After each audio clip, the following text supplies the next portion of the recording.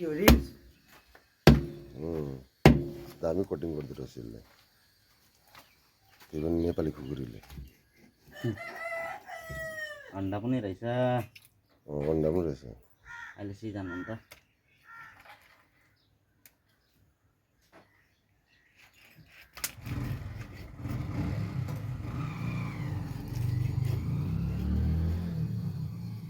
भुटा बनाऊ खाऊ ल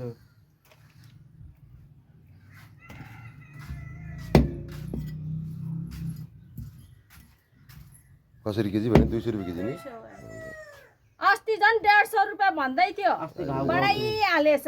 घाउ भएको चाहिँ खिलाउने हामीलाई अब सिङले घाउ हुन्छ नि त लाग्छ नि त सिङले अब त्यस्तो माछा त लिनु खोज्दैन नि त कसैले पनि राम्रो दिनु खोज्यो भने